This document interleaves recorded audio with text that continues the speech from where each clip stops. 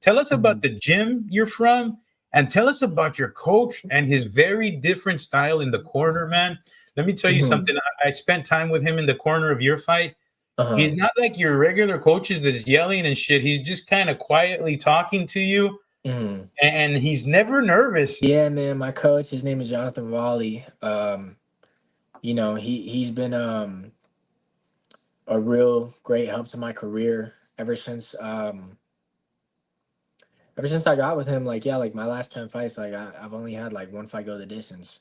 And that's a big part to him. He really improved my game overall, but like, especially like on the inside and that mid-range game. And like before I was training with him, like, I was winning all my fights, but I was like, like hurting these guys, but like I wasn't necessarily like getting them out of there. And like he really just turned me into like a finisher and a killer, man. And yeah, he's super calm, like he's real experienced. He grew up under Joe Goosen, and he's like Joe Goosen's like right hand man, he's like his protege. So um even though he's young, he's cornered probably over like 50 world championship bouts. So um he's got a lot of experience under Joe. And Joe Goosen has a system, and he was brought up under that system. And you're never gonna go to like any winning organization or team. Like if you go to the Patriots or something, like they're gonna have a system. They're gonna have Right. a structure of like, okay, we do this, then we do this, then we do that. And just having that structure has really helped me a lot. And yeah, man, he's really calm, and like he really knows how the fight is gonna play out. And I think that's why he is so calm. Is like, like I've gone to the corner. I can give you two examples where our first fight together, I fought this like, slick mover guy, good boxer, from Brooklyn, from New York. And he had gone like 10 rounds with Charles Conwell. It was like a close competitive fight. He had never been stopped before, Courtney Pennington. And then you know, like in the third round, I dropped him, and then I kind of started getting to him. And then I come back to the corner, and he's like, two more rounds, he's gonna be out. He's gonna be done. He's gonna be out of here. So, and I ended up knocking him out at the end of round five. So that was one fight. And then I had a fight in December where I was also like breaking the guy down. And at the end of round five, I came back to the corner, and he was like, "All right, like I want you to find your right hand, and like I want you to throw it hard. Like I'm telling you, like when you throw it, like throw it really hard." And then beginning in the sixth round, I go out there like 30 seconds after he tells me that, boom, knock him out with like a right hand.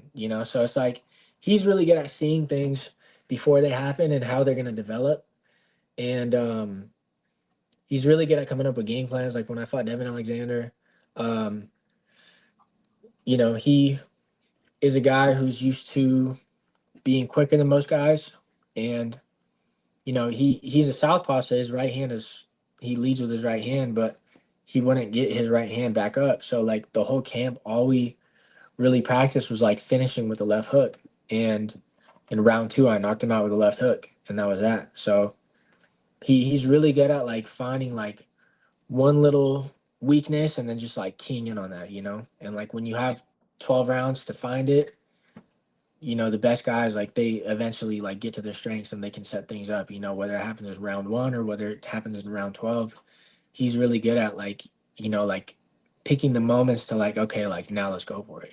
So um yeah, man, he's a great coach, great boxing mind. And yeah. Wow, wow, I didn't know he was a Goosen guy. Yeah.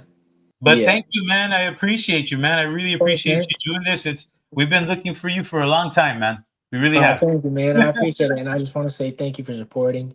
I remember being you there in Houston for my title fight. And yeah, man, I just want to say thank you for rocking with me and supporting. And I'm gonna bring you a world title soon. So All I'll be right, man. back here to check in with you.